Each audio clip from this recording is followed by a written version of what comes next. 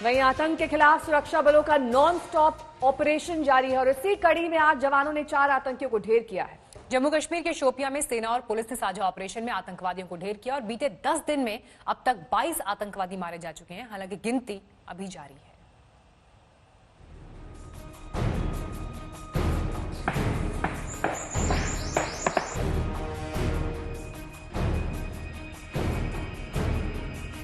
जम्मू कश्मीर में आए दिन खून की होली खेलने वाले आतंकियों के लिए सेना काल बन चुकी है।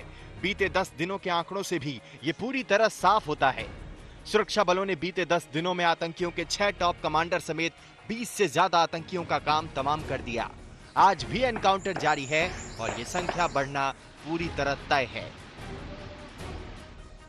अगर बीते 10 दिनों के आंकड़ों पर नजर डालें तो आज शोपियां में जवानों ने 3 आतंकी को मार गिराया। शोपियां में ही 8 जून को 4 आतंकी और 7 जून को भी इसी इलाके में 5 आतंकियों को जहन्नुम का रास्ता दिखाया था। 4 जून को राजौरी में सुरक्षा बलों ने एक आतंकी को मार गिराया। 3 जून को पुलवामा में जैश के आईईडी एक्सपर्ट समेत 3 आतंकी मार गिराए गए। वहीं त्राल में 2 जून को 2 आतंकी ढेर किए गए, जबकि 1 जून को नौशेरा में 3 आतंकियों का खात्मा हुआ। पिछले 2 हफ्ते के अंदर 9 बड़े ऑपरेशन हुए हैं, जिसमें 22 आतंकी मारे गए हैं, जिसमें 6 टॉप कमांडर हैं, जिनकी गुनाहों की लिस्ट बहुत लंबी है, जिन्होंने अवाम को, बेगुनाह लोगों को बहुत बड़ा नुकसान पहुंचाया है और इसके साथ साथ सिक्योरिटी फोर्सेस का नुकसान किया है।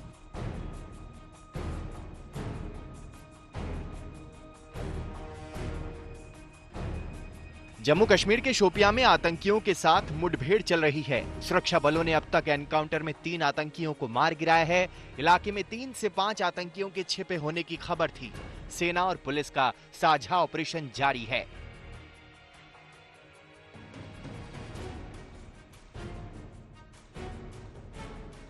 दो दिन पहले भी शोपियां के ही पिंजोरा इलाके में सुरक्षा बलों ने एनकाउंटर में 4 आतंकियों को मार गिराया। दहशतगर्दों के छिपे होने की सूचना पर सुरक्षा बलों ने तलाशी अभियान शुरू किया था। इससे पहले रविवार को शोपियां के ही रेबन गांव में जवानों ने 5 आतंकवादियों को ढेर कर दिया था। एनकाउंटर में पुलवामा और कुलगाम का हिजबुल कमांडर फारूक अहमद भट्ट उर्फ नाली भी मारा गया। वो A++ आतंकवादियों की लिस्ट में शामिल था। सेना ने ठान लिया है कि आतंकियों की कोई साजिश कामयाब नहीं होने देंगे और इसीलिए हर दिन चुन चुनकर आतंकियों को जहन्नुम पहुंचाया जा रहा है। शुजाउल हक के साथ अशरफ वानी, श्रीनगर, आज तक। दिल्ली के स्वास्थ्य मंत्री सत्येंद्र जैन इस वक्त एक प्रेस कॉन्फ्रेंस कर रहे हैं, सीधे आपको वहीं ले चलेंगे। तो ना इस झगड़े में पड़ने की जरूरत नहीं है। कम्युनिटी में ट्रांसमिशन है। अब कम्युनिटी ट्रांसमिशन है या नहीं है वो टेक्निकल टर्म है, उसके बारे में फैसला केंद्र सरकार ही करेगी।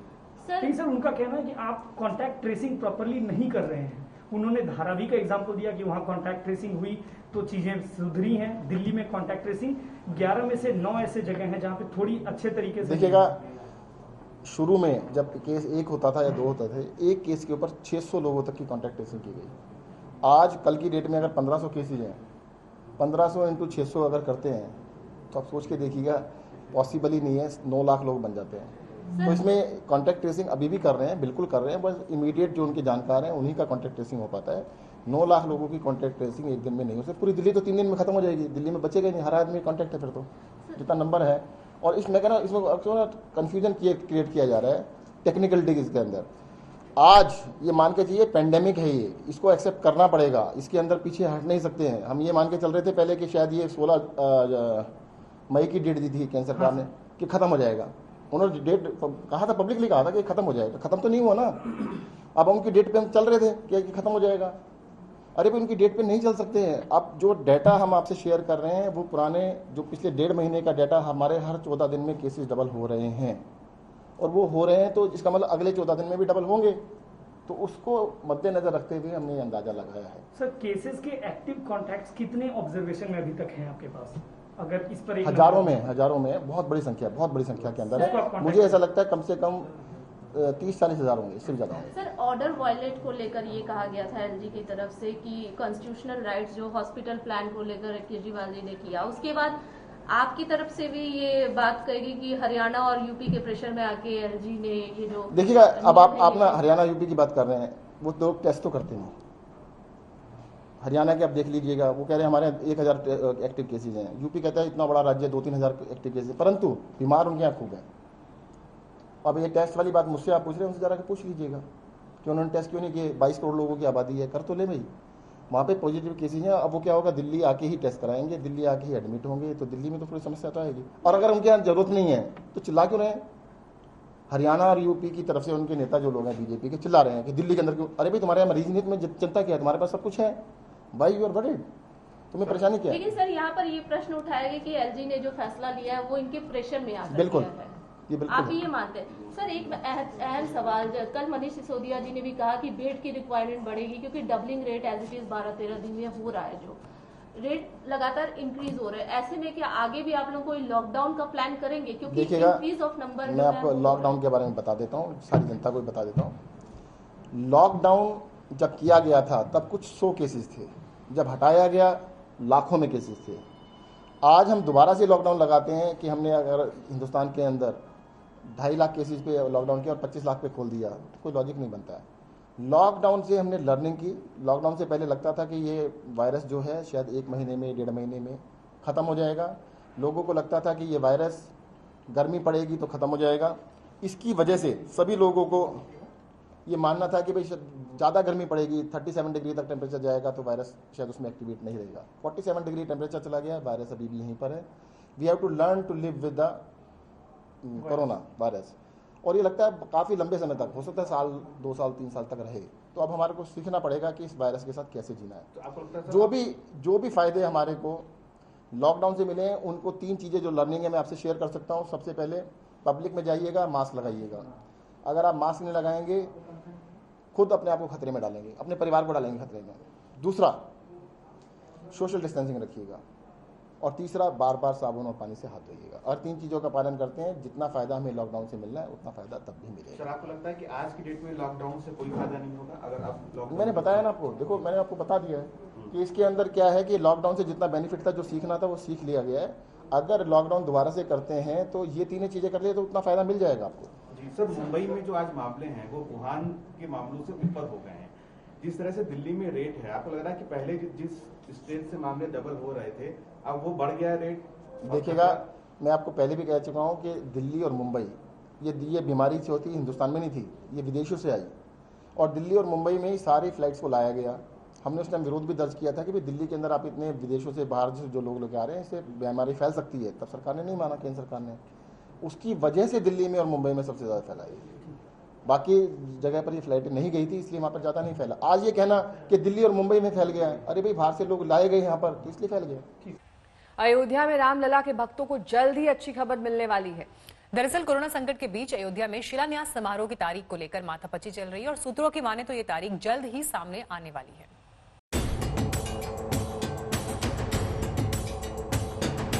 मंगल भवन अमंगल हारी, प्रभु सुदशरथ अचर बिहारी। रामलला के भक्तों का इंतजार अब खत्म होने वाला है। अयोध्या में जल्द राम मंदिर का निर्माण तो नहीं, लेकिन शिलान्यास समारोह की तारीख तय हो सकती है।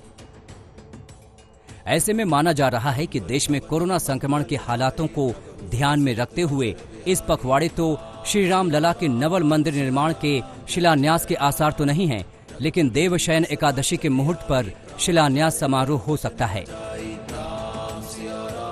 बहुत मुमकिन है कि देवताओं के शयन से ऐन पहले अयोध्या में शिलान्यास का सूर्य उदित होगा। श्री राम जन्मभूमि तीर्थ क्षेत्र न्यास के सूत्र तो यही बताते हैं कि 2 जुलाई को देवशयनी एकादशी है। आषाढ़ मास के शुक्ल पक्ष के एकादशी के मुहूर्त में देवताओं की निशा शुरू हो जाती है। फिर 4 माह के लिए देवता सो जाते हैं, यानी आषाढ़ शुक्ल एकादशी से कार्तिक शुक्ल एकादशी तक देवशयन काल होने से विवाहादि शुभ और नूतन निर्माण कार्य प्रारंभ नहीं किए जाते। ऐसे में देवशयनी एकादशी में कार्यक्रम रखने की संभावना प्रबल दिखाई दे रही है। इस समारोह में प्रधानमंत्री नरेंद्र मोदी के भी उपस्थित रहने की उम्मीद जताई जा रही है। न्यास के अधिकारी प्रधानमंत्री और पीएमओ के साथ लगातार संपर्क में हैं। प्रधानमंत्री को औपचारिक न्योता दिया जा चुका है। इसे प्रधानमंत्री मोदी स्वीकार भी कर चुके हैं। प्रधानमंत्री के कार्यक्रम के मुताबिक 1-2 दिन का अंतर पड़ सकता है, लेकिन अगर ये मुहूर्त निकला तो फिर दीपावली के 11 दिन बाद ही अगला मुहूर्त आएगा। इससे पहले सोमवार को अयोध्या में श्री राम जन्मभूमि तीर्थ क्षेत्र ट्रस्ट के कार्यालय का उद्घाटन किया गया। राम मंदिर ट्रस्ट का कैंप कार्यालय राम कचहरी चारों धाम मंदिर में बनाया गया है। इस बीच राम जन्मभूमि परिसर में मंदिर निर्माण को लेकर तैयारी पूरी की जा चुकी है। परिसर में चल रहे समतलीकरण के बाद फाउंडेशन बनाए जाने की तैयारी को लेकर L&T कंपनी के अधिकारियों ने परिसर में डेरा डाल दिया है। कल प्राचीन कुबेर टीला पर धार्मिक अनुष्ठान का आयोजन किया जाएगा। कोरोना ने मंदिर निर्माण की प्लानिंग और काम की रफ्तार को धीमा कर दिया है। ऐसे में जल्द से जल्द शिलान्यास कर निर्माण की प्रक्रिया शुरू करने की तैयारी है। संजय शर्मा के साथ आज तक ब्यूरो। कोरोना संक्रमण के इस दौर में सरकार बड़े बड़े दावे कर रही है, लेकिन दिल्ली से सटे गाजियाबाद में एक महिला को अस्पताल में भर्ती नहीं किया गया। परिवार का आरोप है कि वो दिल्ली, नोएडा, गाजियाबाद के अस्पतालों में चक्कर लगाते रहे और इस बीच इस महिला की मौत हो गई। मेरे को तो यही डर लग रहा, मतलब जिसको बीमारी हो जाएगी समझ लो उसकी मौत निश्चित है, उसने मरना ही है। ये उस परिवार का दर्द बोल रहा है जिसने 48 घंटे पहले अपने एक सदस्य को हमेशा के लिए खो दिया। दुख इस बात का ज्यादा है कि चाहकर भी इलाज नहीं करा सके।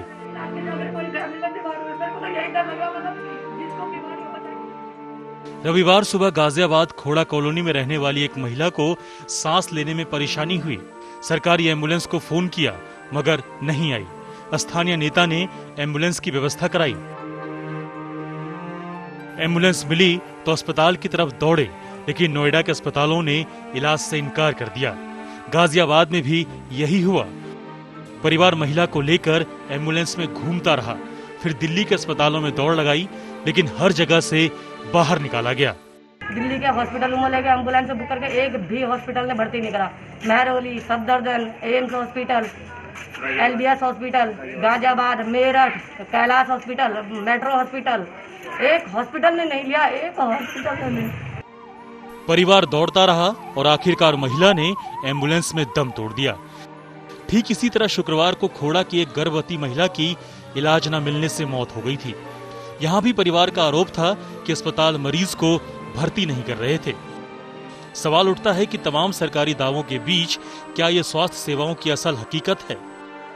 बीमारी से मौत और बीमार को इलाज न मिलने से मौत, क्या दोनों को एक तरह से तौला जाएगा? सवाल उठता है कि अगर इनके आरोप सही हैं तो दोषियों के खिलाफ कार्रवाई कब तक होगी? गाजियाबाद से मयंक गौड़ के साथ आज तक ब्यूरो।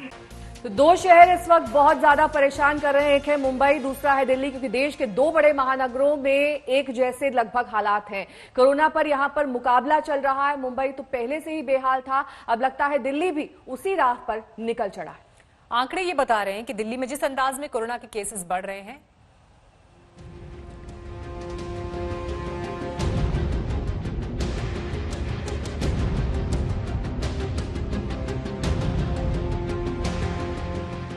जुलाई तक करीब 5.5 लाख केस पहुंच जाएंगे दिल्ली में।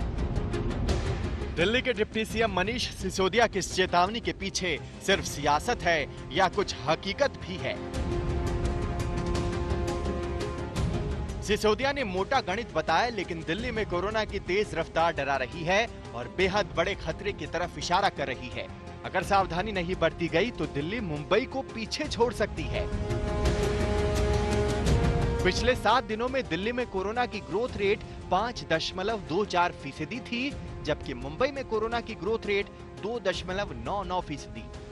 इस रफ्तार से 7 जुलाई तक मुंबई में कोरोना के मामले 1,18,004 होंगे, तो दिल्ली में 1,34,061 हो जाएंगे। आज मुंबई और दिल्ली के अंदर जो केसेज हैं उनका इलाज करने की जिम्मेदारी जैसे दिल्ली में है तो हमारी जिम्मेदारी बनती है, और उसी प्रपोर्शन में केस बढ़ रहे हैं। हम लोग लगभग 10 दिन पीछे हैं मुंबई से लगातार, और ऐसा एक्सपेक्टेशन है कि 10 दिन में 50,000 पे पहुंच जाएंगे, तो हमारे को हजारों बेड और एक्स्ट्रा चाहिए। आंकड़े बता रहे हैं कि दिल्ली बड़े कोरोना विस्फोट की तरफ बढ़ रही है। 8 जून तक मुंबई में 48,549 केस थे, तो दिल्ली में 28,936 केस। मुंबई में 10 लाख की आबादी पर 3,884 केस थे, तो दिल्ली में 1,772 केस। 8 जून तक मुंबई में 1636 मौत हुई थी, तो दिल्ली में 812। मुंबई में 10 लाख की आबादी पर 131 मौत थी, तो दिल्ली में 48। लेकिन अब तस्वीरें बदल रही हैं। दिल्ली में 13 दिनों में केस दोगुने हो रहे हैं, तो मुंबई में 23 दिनों में। कंटेनमेंट जोन की बात करें, चाहे वो दिल्ली हो चाहे मुंबई हो, वहां पे लोकल कम्युनिटी ट्रांसमिशन या लोकल स्प्रेड होने के चांसेस हैं, क्योंकि तभी वहां पे इतने केस बढ़ रहे हैं, क्योंकि वहां पे एकदम जो है लोकल स्प्रेड हो सकता है। और मेरा ये मानना है कि इसीलिए हमें वहां पर ज्यादा फोकस करने की जरूरत है। केस फाइंडिंग, कंटेनमेंट, आइसोलेशन और टेस्टिंग यहाँ पे और ज्यादा जरूरी हो जाए। सवाल है, ऐसा क्यों हो रहा है? जानकारों का कहना है कि मुंबई में संक्रमण की पहचान तेजी से और पहले हो रही है, इसलिए मुंबई के अस्पतालों में मरीजों का दाखिला ज्यादा है। यहाँ बिस्तर और वेंटिलेटर दिल्ली के मुकाबले काफी कम खाली हैं। हालांकि सच ये भी है कि दिल्ली में मुंबई से ज्यादा लोगों की टेस्टिंग हो रहे हैं। दिल्ली में रोजाना 5000 से ज्यादा टेस्ट हो रहे हैं, तो मुंबई में अब भी ये आंकड़ा 4000 से नीचे है। तो फिर दिल्ली की हालत लगातार बिगड़ती क्यों जा रही है? सच जो भी हो, लेकिन दिल्ली को जल्द ही और सतर्क होना पड़ेगा। आज तक ब्यूरो। तो आपने देखा किस तरीके से आंकड़े ये बता रहे हैं कि दिल्ली के अस्पतालों में अब भी बिस्तर खाली हैं, वेंटिलेटर उपलब्ध हैं, लेकिन मरीजों को भर्ती नहीं किया जा रहा है। दिल्ली सरकार और एलजी में अस्पतालों में खाली बेड और दिल्ली से बाहर वालों का इलाज कराने को लेकर भी विवाद चल रहा है। 15 जून तक 44,000 केसेस होंगे और करीब 6,600 बेड्स की आवश्यकता होगी। 30 जून तक 1 लाख केसेस पहुंच जाएंगे और 15,000 बेड्स की आवश्यकता होगी। 15 जुलाई तक करीब 2.25 लाख केसेस हो जाएंगे और 33,000 बेड्स की आवश्यकता होगी। 31 जुलाई तक करीब 5.5 लाख केस पहुंच जाएंगे दिल्ली में और उसके लिए करीब 80,000 बेड्स की आवश्यकता होगी। मैंने डायरेक्शंस ये दिए हैं कि ऐसी जगह भी आइडेंटिफाई की जाएं, जैसे कि जहां की हम large scale make shift facility provide कर सकें छोटे टाइम में ही, छोटे वक्त में, जैसे कि प्रगति मैदान है, IGI है, इंदिरा गांधी इंटरनेशनल स्टेडियम जो है, त्यागराज स्टेडियम है, जवाहरलाल नेहरू स्टेडियम है, वगैरह वगैरह। वी ऑल्सो प्लान टू हम कोशिश ये भी कर रहे हैं कि बैंक्वेट हॉल्स, मैरिज हॉल्स वगैरह को भी हम इस्तेमाल करें। जामा मस्जिद के कर्मचारी की कोरोना से जान चली गई। शाही इमाम के प्यारो अमानुल्लाह खान को 1 हफ्ते पहले कोरोना संक्रमित पाया गया था। उन्हें सफदरजंग अस्पताल में भर्ती किया गया था। जामा मस्जिद के इमाम ने लोगों से राय मांगी है कि मौजूदा संकट को देखते हुए मस्जिदों को खुली रखा जाए या फिर बंद कर दिया जाए। आपको बता दें कि 8 जून को ही धार्मिक स्थल खोलने के फैसले पर अमल हुआ था, लेकिन अब जब इस तरह की घटनाएं सामने आ रही हैं, संक्रमण का दायरा बढ़ रहा है, तो ऐसे में जामा मस्जिद की तरफ से लोगों से भी सुझाव मांगे गए हैं। चीन का शहर वुहान ये वो शहर है जहां से कोरोना वायरस पूरी दुनिया में फैला, लेकिन अब हालात ये हैं कि मुंबई वुहान से संक्रमण के मामले में आगे निकल गया है। मुंबई में कोरोना केस 51,000 के पार पहुंच गए हैं, जबकि वुहान में 50,000 से थोड़े ही ज्यादा कोरोना केसेस थे। अगर यही रफ्तार रही तो मुंबई का हाल क्या होगा, ये कोई नहीं जानता।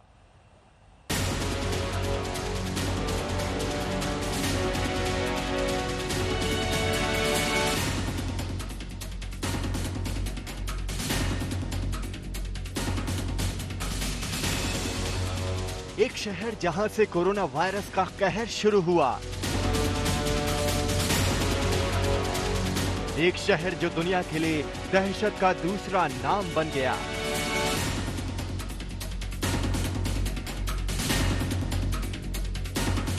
अब उसी शहर को पीछे छोड़ आई है हमारी मुंबई। जी हां, वुहान ठहर गया, मुंबई आगे निकल गई। कोरोना ने मुंबई को ऐसे शिकंजे में लिया है कि जल्द ही वुहान की जगह मुंबई का जिक्र होने लगेगा। मुंबई में कोरोना के केस 51,110 हो गए हैं। वुहान में कुल केस 50,340 रिकॉर्ड किए गए थे। महाराष्ट्र में 90,000 से ज्यादा कोरोना वायरस के मामले हैं, तो मुंबई में 50,000 से ज्यादा। पिछले 24 घंटों में 120 लोगों की मौत महाराष्ट्र में हुई है, तो अकेले मुंबई में इसकी आधी यानी कि 58।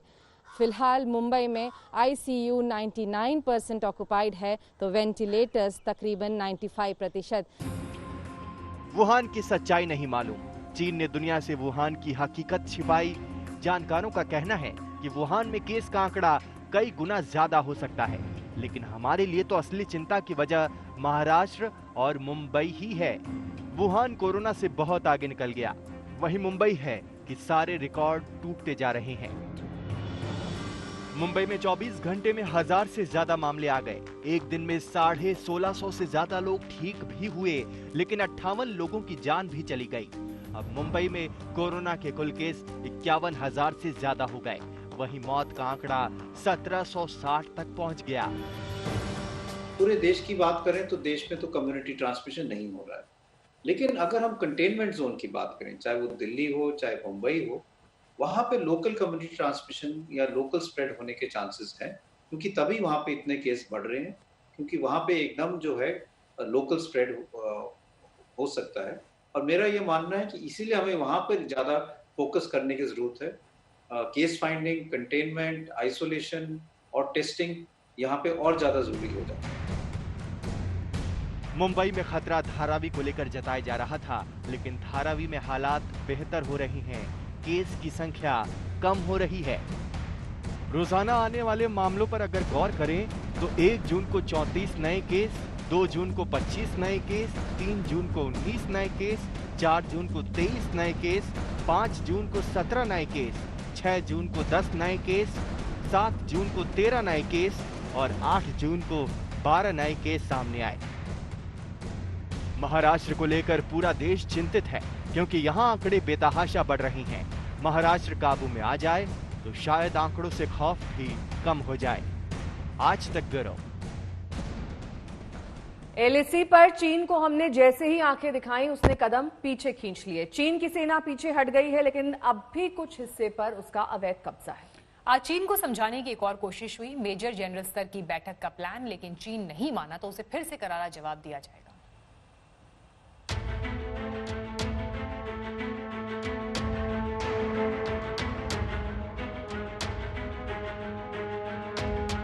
चीन ने पहले कदम बढ़ाया और जब भारत ने आंखें तरेड़ी तो कदम पीछे भी खींच लिया। बार बार सीमा पर धौंस दिखाने वाला चीन बातचीत पर तैयार है। सूत्रों के मुताबिक चीनी सेना गालवन वैली, PP-15 और हॉट स्प्रिंग इलाके में 2 से 2.5 किलोमीटर पीछे तक हट गई है। ये सभी इलाके पूर्वी लद्दाख में पड़ते हैं। गालवन वैली के इलाके में चीन ने जो वेसल और नौकाएं तैनात की थीं, उसे हटा लिया गया है। भारतीय सेना भी इस इलाके में पीछे हटी है और अपने वाहन वापस लिए हैं। इन जगहों पर बटालियन कमांडर स्तर की बातचीत चल रही है। दोनों पक्ष के कमांडरों की आपस में हॉटलाइन पर बात हुई है। भारत की सैन्य टीम चुशुल इलाके में पहले से मौजूद है, ताकि चीनी पक्ष को बातचीत में शामिल किया जा सके। सीमा विवाद पर आज डिविजनल कमांडर स्तर की बातचीत हो सकती है। जो टॉक होगा वो मेजर जनरल ब्रिगेडियर लेवल पर होगा। फाइनली वहाँ के जो यूनिट कमांडर्स होंगे, बटालियन कमांडर्स होंगे, वो इसको सॉल्व करेंगे, डिप्लोमेटिक लेवल पर होगा। तो ये हम लोग का बिल्कुल आज का नहीं है, बहुत पुराना चल रहा है। और खास करके जब प्रेजेंट गवर्नमेंट आई है, मजबूती दिखाते हैं लेकिन समझदारी के साथ।